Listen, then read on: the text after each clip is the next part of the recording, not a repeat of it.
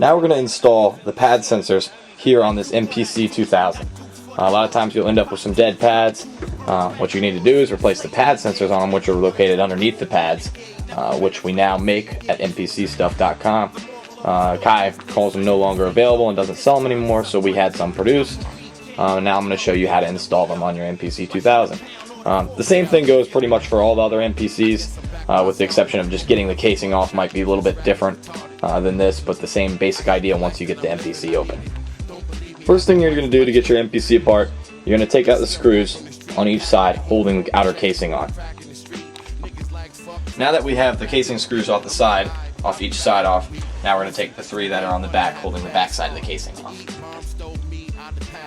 Now that we've got the three screws off the back side casing, we need to pull the little slider down, pull that up.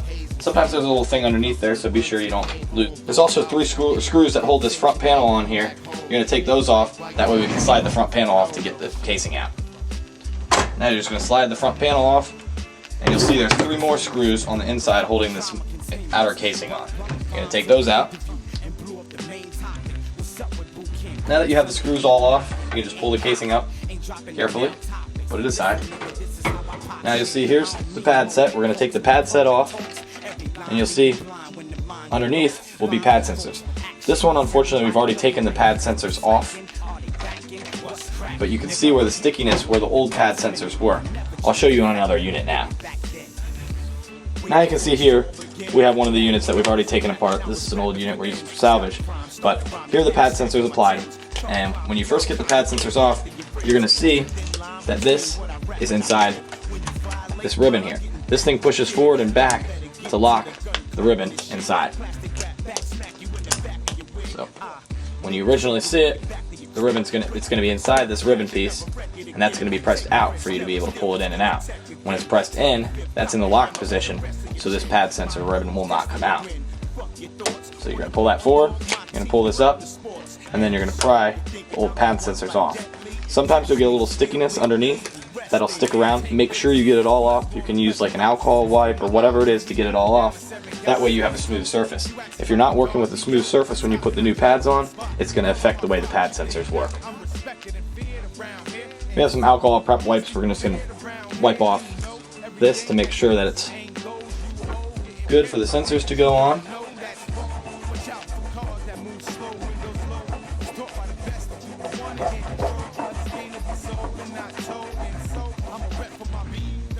Now that you've got the surface smooth, you can see here are our new pad sensors that we're going to be installing.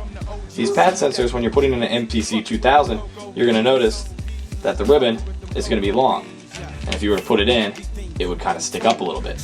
That's why this part is the trimmable section of it, and you can even see a little notch line that where you're going to want to cut right in that area to make it work perfectly with your MPC 2000. Now that you have your MPCstuff.com pad sensors, you're going to need to trim them down to fit to your 2000. I've actually created a little jig to make it easier on me to trim them to the sizes I need for the particular MPCs, but you're not going to actually need this. It's just going to make sure that you're going to want to cut straight. So I suggest to cut it straight, you're going to use maybe an X-Acto knife or a utility knife to come down, and you're going to get some sort of straight edge going there. That way you can cut it completely straight. I don't suggest using scissors, although if you have to, just make sure you have a straight edge on there. That way the line goes straight across when you're cutting. I'm going to cut these sensors down to the preset thing I have on here to make it fit correctly for these.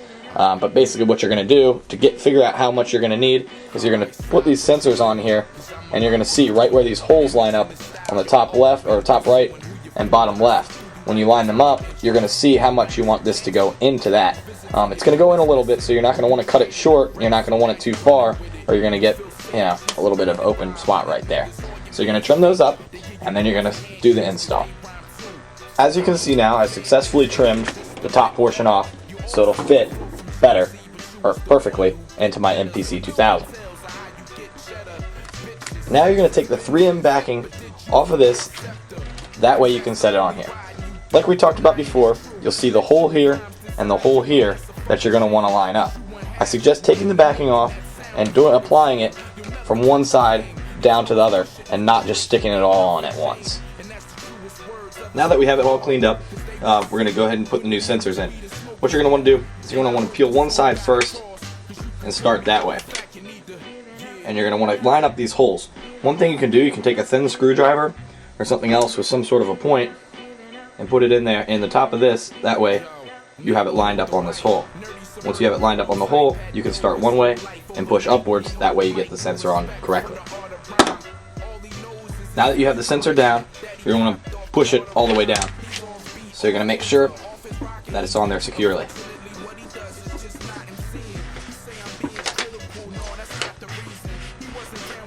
Now that I've got my sensor pads on securely, I'm going to take the ribbon and open up this, which should already be open from when I took it out before, and stick the ribbon inside. Now that you have the sensor ribbon on and the thing secured inside, you're going to put your pad set back on. You'll see it has the same matching marks to it, so you can put it back. Now that you have it on there, make sure these two little things match up, and then you're going to put your casing back on.